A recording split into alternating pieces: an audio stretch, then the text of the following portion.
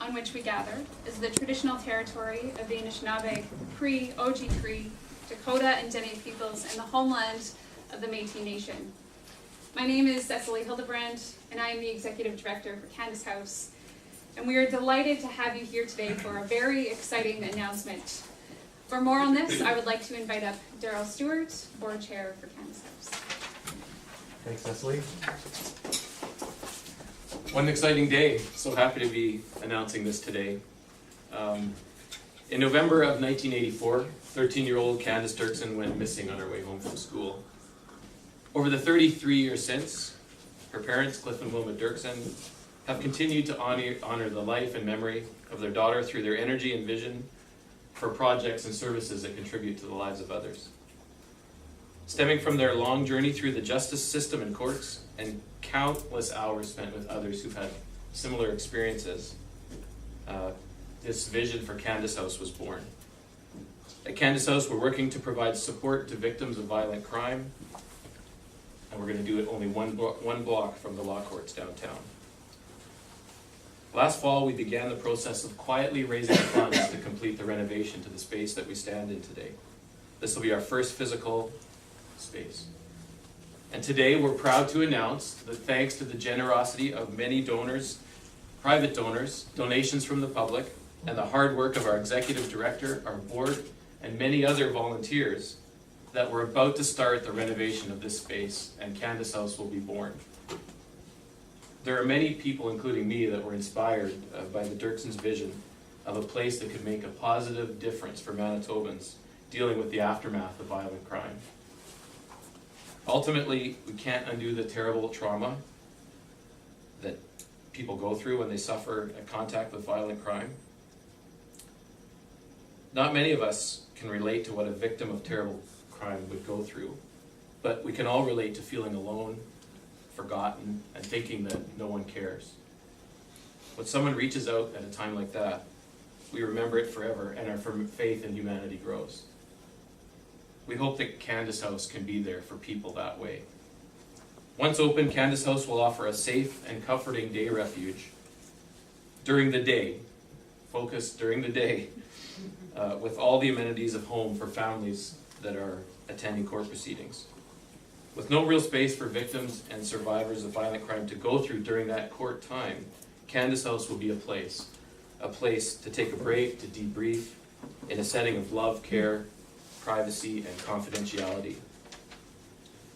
We'll continue to work closely together with our partner organizations and agencies to promote access to holistic, culturally centered resources and referrals, workshops, and support services. As a Manitoban, I'm proud, and I know that I speak for many of us who've worked hard to make Candace House a reality, and the entire board, that we're super proud and happy for what's about to happen. To date, we've raised 75% of the funds required to complete this renovation. And we've made some progress, but not complete progress, in raising all the operating funds to make sure that we're solid for the first 5 years of operation. So we're still looking for a lot more support for this. We've had wonderful support in the beginning stages, asking individuals directly to help us get this far. We thought we should do that quietly. But starting today, we're going to become far more public in raising the rest of the money to bring this to reality. So to support Candace House further, please see our website, candacehouse.ca, to donate. Thank you so much.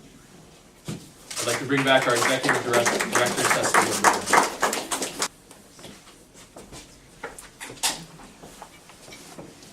Merci beaucoup, Madame Hildebrand. Extrêmement un plaisir pour moi d'être ici aujourd'hui.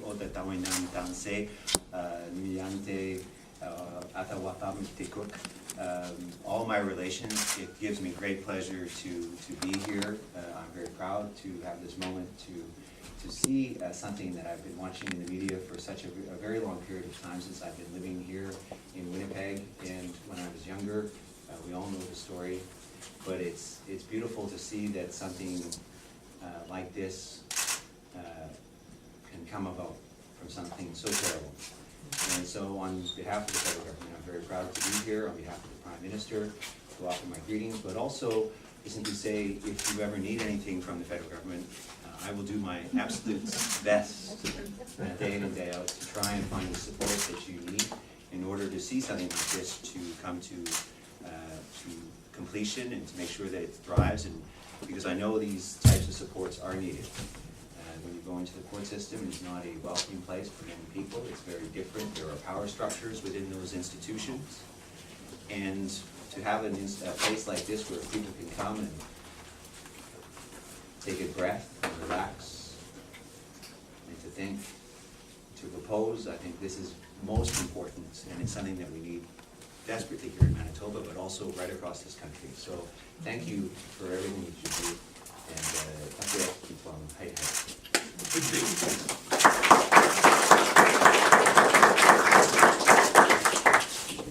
I'll be taking you up on that offer. I would love it. Thank you. I'd now like to welcome the Honourable Heather Stephenson, Minister of Justice and Attorney General, to bring greetings on behalf of the province of Manitoba.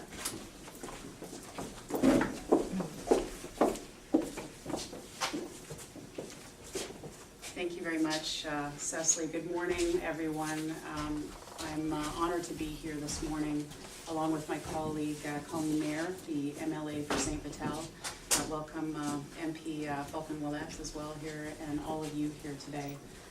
This is it's exciting to be here at the announcement of the beginning of construction of Candace House, an important place for refuge for victims of serious crime in our province.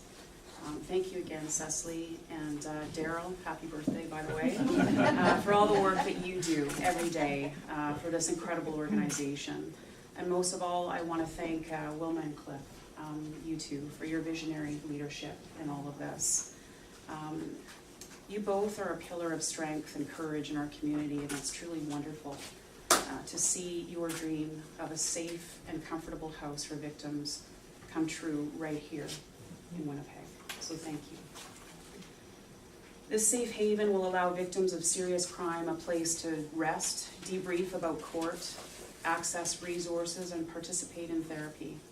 It will enhance our commitment as a government to support victims before, during, and after criminal trials.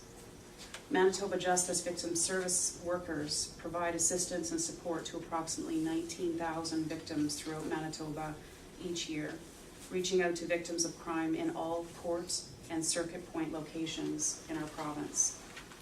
I am pleased that Manitoba Justice Victim Services will be able to partner with Candace House to extend our outreach with victims in this space.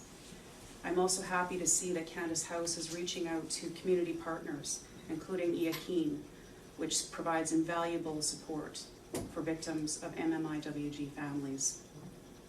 Manitoba continues to look for innovative ways to address crime in our communities. Last week, our government announced our criminal justice system modernization strategy. A key part of this strategy is targeting our resources to the prosecution of serious criminal cases and working with victims' organizations to manage change in the system. Our government is committed to building safer communities and ensuring timely access to justice for all Manitobans. This means that victims will always be supported as they get the timely access to justice that they deserve. I know that Candace House will help us accomplish that goal, and I'm very proud to be here today to celebrate this groundbreaking achievement. I wish you all the very best, and thank you for allowing us the opportunity to be here this morning. Thank you.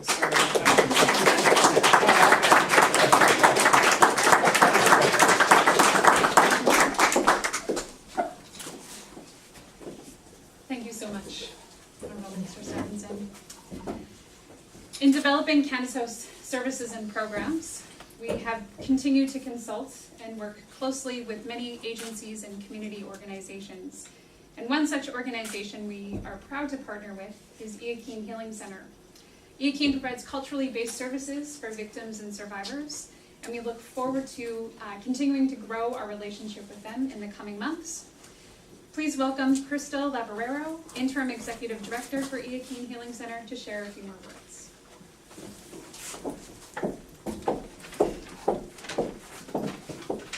Thank you. I just want to thank you for asking us to participate today in such an important event This marks the start of another opportunity to support victims of violence and their families by creating a safe and welcoming space. IAKEEN is truly honored to be a part of this groundbreaking organization and its much needed services. For those of you who don't know IAKEEN, we are an Indigenous-led and driven organization that works to help people recognize and overcome their inner obstacles and give them the healing tools they need to lead productive and healthy lives. IAKEEN plays a significant role in providing Indigenous, culturally based victim services. Individuals can choose to work with their therapist, an elder, or use traditional methods. Sometimes our services are just being there for individuals in a very difficult time. Based on our clients' feedback, we know that Candace House is going to be a vital service to support victims and their families. When we were first approached about this concept, we immediately supported the idea and were engaged to share our knowledge about what supports our clients need and what type of services they require. Thank you for engaging with us, listening to us, and learning what is needed to support Indigenous families in Manitoba. This is the first step to building a strong relationship based on mutual respect. We know that working together is about taking a client-centered approach to help people through a very difficult time. IAKEEN is very, very proud to be a part of a long-term relationship with Candace House in supporting victims of violence and their families. In the words of the Dirksons, because everyone needs a place. Keep up the great work and congratulations.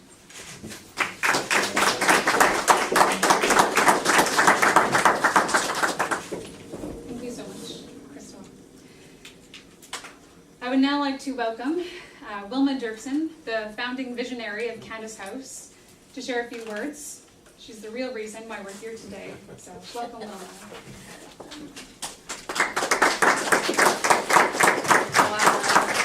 What a day, huh? Ooh, this is gonna fall.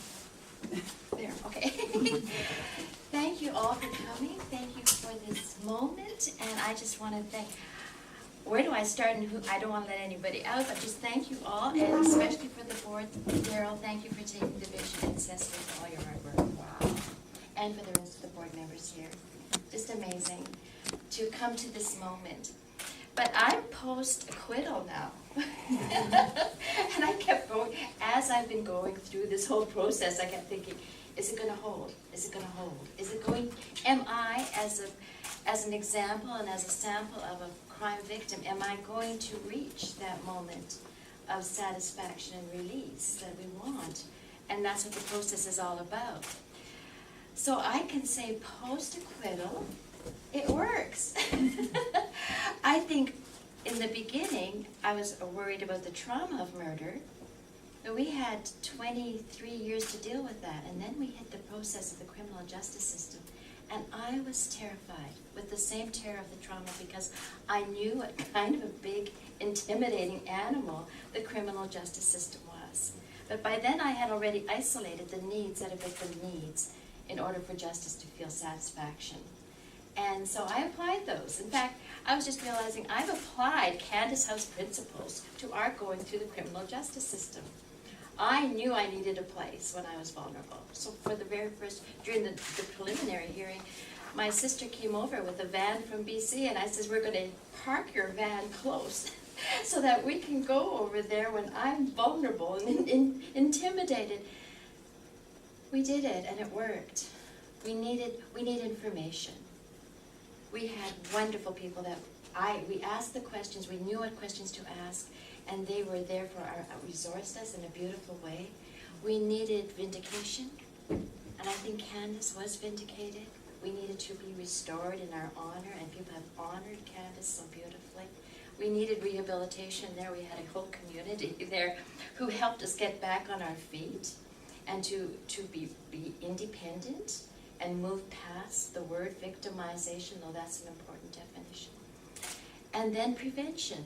You know, people think that prison is most important, but over the years I've encountered resource people, circles of support and accountability, and as we were going through this process, I noticed that that community was hovering around the person accused.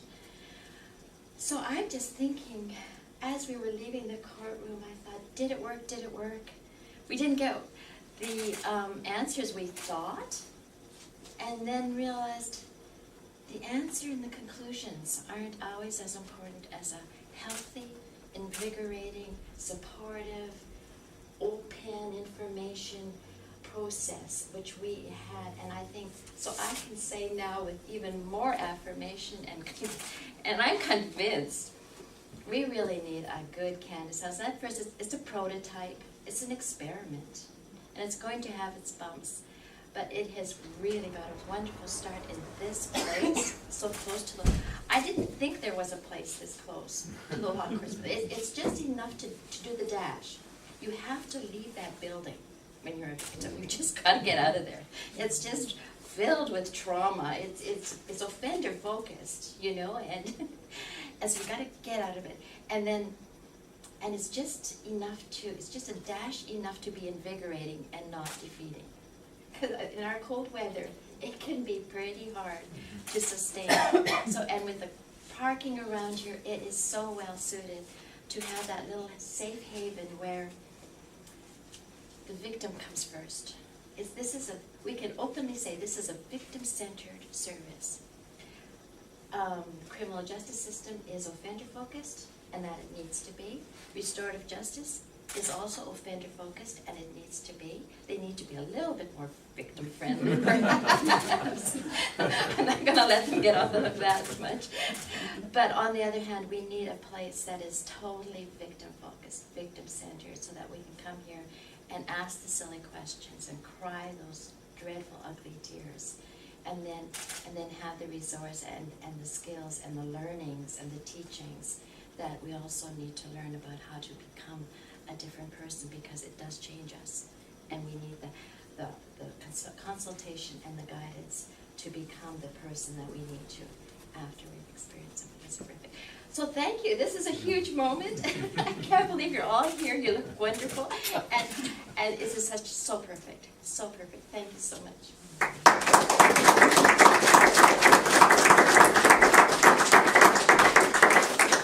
Thank you, Wilma. This concludes our media conference for today. Wilma, Daryl, and our other guests will be available for interviews. Please enjoy the refreshments that are provided. And thank you again for coming out today. We look forward to seeing you in a few months for our grand opening. Have a great day.